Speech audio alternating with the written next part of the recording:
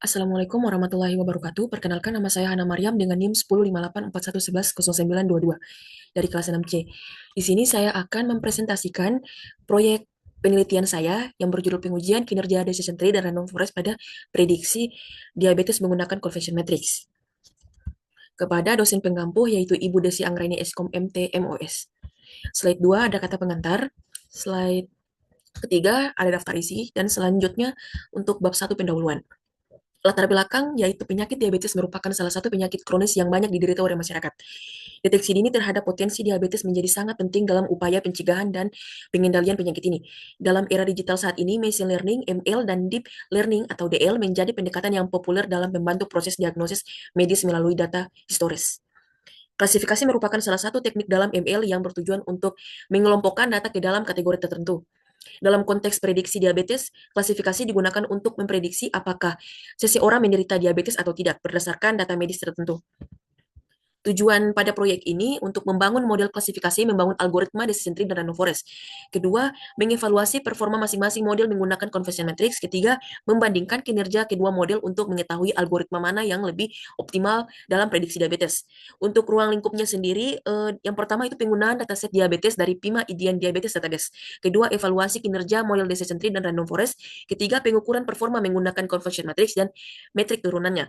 Dan terakhir, perbandingan dan analisis hasil kedua model. Untuk bab 2 metode, yang pertama itu dataset. Dataset digunakan dalam penelitian ini adalah PIMA Indian Diabetes Database yang diambil dari repositori publik Kaggle. Di sini bisa dilihat untuk link datasetnya. Dataset ini merupakan data kesehatan pasien yang berkaitan dengan kondisi diabetes, terdiri dari 299 data dan 8 atribut dan memiliki satu label target.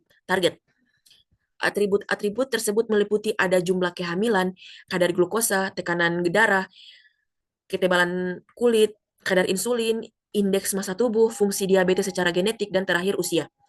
Label target pada dataset ini adalah outcome yang bernilai 1 jika pasien positif menderita diabetes dan 0 jika negatif. Dataset ini dibagi menjadi dua bagian untuk proses pelatihan dan pengujian model dengan rasio 80 dibagi 20 dari keseluruhan data. 240 data digunakan sebagai data latih atau training set dan 59 data digunakan sebagai data uji atau testing set. Dari 59 data uji, terdapat 38 sampel termasuk dalam kelas negatif atau outcome sama dengan 0. Dan 21 sampel yang termasuk dalam kelas positif, outcome sama dengan 1. Dataset ini kemudian digunakan untuk menguji kinerja dua algoritma klasifikasi, yaitu decision tree dan random forest, melalui evaluasi menggunakan confession matrix dan matrix turunannya. Ini untuk gambar datasetnya. Selanjutnya, algoritma decision tree. Decision tree adalah algoritma klasifikasi berbasis pohon yang bekerja dengan membagi dataset ke dalam cabang-cabang berdasarkan fitur tertentu yang memiliki nilai informasi atau information gain tertinggi. Setiap node internal dalam pohon mewakili suatu kondisi atas satu fitur, sedangkan setiap down left node menunjukkan hasil klasifikasi. Dalam penelitian ini, algoritma decision tree digunakan untuk memodelkan hubungan antara fitur-fitur kesehatan pasien dengan memungkinkan terjadinya diabetes. Model decision sample hasil prediksi dibandingkan dengan label aktual untuk menghitung metrik evaluasi seperti akurasi, precision, recall, dan F1 score. Berdasarkan confession matrix, model decision tree menghasilkan ini merupakan hasil evaluasi model decision tree, bisa dilihat pada gambar tersebut. Dan dari hasil keseluruhan klasifikasi, kelas 0 negatif precision 0,70 recall, maksudnya hasil dari keseluruhan klasifikasi kelas 0 negatif precision sama dengan 0,70, Recall 0,42, F1 score 0,76. Kedua, kelas 1 positif, precision 0,56, Recall 0,41, F1 score 0,47. Ketiga, macro average, precision 0,63, Recall 0,61, F1 score 0,61. Dan terakhir, weighted average, precision 0,65, Recall 0,67, dan F1 score 0,65. Hasil ini menunjukkan bahwa decision tree cukup baik dalam mengklasifikasikan kelas negatif, tetapi performanya masih kurang dalam mendeteksi kelas positif. Selanjutnya yaitu algoritma random forest. Random forest adalah pengembangan decision tree membentuk kumpulan ensemble pohon keputusan. Algoritma ini bekerja dengan membuat banyak decision tree pada subnet data dan fitur yang berbeda, kemudian melakukan voting untuk menentukan hasil akhir. Dengan pendekatan ini, random forest memiliki kelebihan dan mengurangi overfitting dan meningkatkan akurasi prediksi secara umum. Dalam penelitian ini, random forest digunakan dalam parameter default untuk mengklasifikasikan dataset yang sama. Model diuji menggunakan 60 data uji yang sama dengan pengujian decision tree. Berdasarkan confession matrix dan hasil evaluasi model random forest menghasilkan hasil evaluasi model random forest tersebut pada gambar ini. Dari hasil klasifikasi keseluruhan, kelas 0 negatif precision 0,70, recall 0,68, event score 0,69. Kelas 1 positif precision 0,48, recall 0,50, event score 0,49. Ketiga, micro average, precision 0,59, recall 0,59, dan event score 0,69. Weighted average, precision 0,62, recall 0,62, dan event score 0,62. Random forest menunjukkan kinerja yang seimbang antara kelas 0 dan 1 dibandingkan dengan decision tree. Meskipun nilai akurasinya sedikit lebih rendah, hal ini mengindikasikan bahwa random forest lebih baik dalam menangani variasi dalam data, terutama dalam mengidentifikasi pasien positif diabetes. Selanjutnya untuk pengujian model. Pengujian model dilakukan dengan membandingkan hasil prediksi terhadap label aktual dari data uji, model evaluasi yang digunakan meliputi confession matrix, dan metrik-metrik klasifikasi seperti akurasi, precision, recall, dan event score. Pengujian dilakukan menggunakan data uji sebanyak 60 sampel, evaluasi dilakukan secara menyeluruh dengan membandingkan kedua model pada aspek metrik tersebut. Dari hasil pengujian, decision tree menunjukkan akurasi yang lebih tinggi, namun random forest memberikan hasil yang lebih stabil antara precision dan recall untuk kedua kelas. Selanjutnya yaitu bab 3, hasil dan pembahasan. Yang pertama itu confession matrix. Hasil pengujian algoritma decision tree dan random forest pada dataset PIMA, diabetes ditampilkan dalam bentuk confession matrix berikut. Yang pertama itu decision tree. Aktual positif TP sama dengan 9 dan FN sama dengan 13 untuk predicted negatif. Dan aktual negatif, predicted positifnya itu FP sama dengan 7 dan predicted negatif TN sama dengan 31. Selanjutnya yaitu random forest. Aktual positif untuk predicted positif, TP sama dengan 11, dan predicted negatif, FN sama dengan 11. Aktual negatif untuk predicted positif, FP sama dengan 12, dan predicted negatif, TN sama dengan 26. Selanjutnya yaitu heatmap. Untuk melihat hubungan antara fitur pada dataset, dilakukan visualisasi heatmap. Korelasi menggunakan percent correlation coefficient. Berikut hasil visualisasi heatmap. Ini merupakan gambar correlation heatmap diabetes dataset. Dari heatmap terlihat bahwa fitur glukosa, BMI, dan age atau umur memiliki korelasi yang cukup kuat terhadap variabel target outcome, positif atau negatif diabetes. Dan untuk perhitungan manualnya, perhitungan metrik evaluasi dilakukan secara umum menggunakan data confession matrix. Di sini rumusnya akurasi sama dengan TP ditambah TN dibagi TP ditambah TN ditambah FP ditambah FN. Selanjutnya untuk precision TP dibagi TP ditambah FP. Dan untuk recall TP dibagi TP ditambah FP. F1 score 2 dikali precision dikali recall dibagi precision ditambah recall. Dan selanjutnya untuk perhitungan decision tree. Akurasi di sini sama dengan 9 ditambah 31 dibagi 9 ditambah 31 ditambah 7 ditambah 1 sama dengan 40 dibagi 60 menghasilkan 66,67%.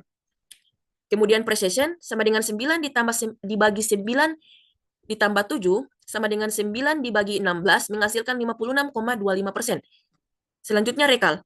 9 dibagi 9 ditambah 13 sama dengan 9 dibagi 22 sama dengan 40,91%. Dan terakhir F1 score 2 dikali 0,5625 dikali 0,4091 dibagi 0,5625 dikali 0,4091 sama dengan 47,37%. Selanjutnya untuk perhitungan random forest. Akurasi di sini 11 ditambah 26 dibagi 11 ditambah 26 ditambah 12 ditambah 11 sama dengan 37 dibagi 60 menghasilkan 61,67%. Precision 11 dibagi 11 ditambah 12 sama dengan 11 dibagi 23 menghasilkan 47,83%. Recall 11 dibagi 11 ditambah 4 sama dengan 11 dibagi 22 menghasilkan 50%. Dan terakhir F1 score 2 dikali 0,4783 dikali 0,500 dibagi 0,4783 dikali 0,500 menghasilkan 48,89%. Dan hasil perhitungan manual metrik dan evaluasi, algoritma decision tree memiliki akurasi 66,67%, precision 56,25%, recall 40,91%, dan F1 score 47,37%.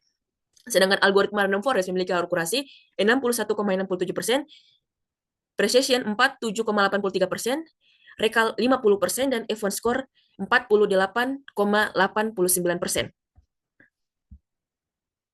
Dan yang terakhir, bab 4, kesimpulan dan saran. Berdasarkan hasil pengujian menggunakan dataset PIMA IDIANS diabetes, dapat disimpulkan bahwa eh, algoritma decision tree menunjukkan hasil yang lebih baik dibandingkan random forest. Dalam hasil akurasi dengan nilai sebesar 66,67%, sedangkan random forest memiliki akurasi 61,67%. Algoritma random forest memiliki rekal yang lebih tinggi, yaitu 50% dibandingkan decision tree 40,91%, sehingga lebih sensitif dalam mendeteksi kasus positif diabetes.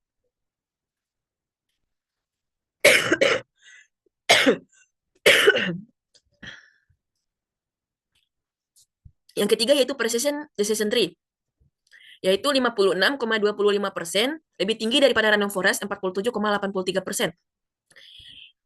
Yang berarti decision tree lebih baik dalam meminimalisir prediksi positif palsu atau false positif. Keempat, nilai F1 score kedua algoritma cukup seimbang dengan decision tree sebesar 47,37% dan random forest sebesar 48,89% yang menunjukkan keduanya memiliki performa klasifikasi yang relatif sama dengan keseimbangan antara precision dan recall. Analisis korelasi atau heat map menunjukkan bahwa fitur glukos, BMI, dan age memiliki hubungan yang cukup signifikan terhadap diagnosis diabetes pada dataset yang digunakan. Terakhir yaitu saran. Berdasarkan hasil yang diperoleh, saran untuk pengembangan penelitian selanjutnya adalah melakukan pra-premosesan data lebih lanjut seperti normalisasi atau balancing dataset untuk meningkatkan performa model. Terus kedua, melakukan tuning hypermeter pada kedua algoritma seperti menentukan depth optimal pada decision tree atau jumlah estimator pada random forest agar hasil prediksi lebih maksimal. Ketiga, menambahkan algoritma perbandingan seperti SVM atau KNN untuk melihat variasi performa dengan pendekatan yang berbeda. Itu saja, dan selanjutnya ini merupakan daftar pustaka dari laporan saya, dan ini merupakan lampirannya. Di sini saya memasukkan kode-kode dari program, hasil dari uh, data saya,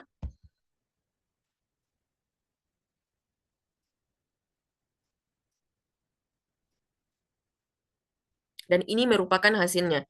Selanjutnya saya akan memperlihatkan untuk programnya. Yang pertama sudah pastinya import library, dan kedua di sini untuk membaca datasetnya, ini untuk cek data, ini untuk menampilkan matriks korelasi. Ini merupakan visualisasi heatmap korelasi. Ini merupakan heatmap diabetes datasetnya. Bisa dilihat pada gambar tersebut.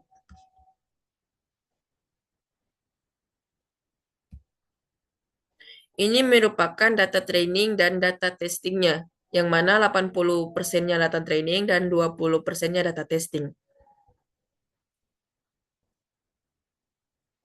Di sini masuk di bagian decision tree, yang mana conversion matrix, dan ini merupakan visualisasi conversion matrix untuk decision tree.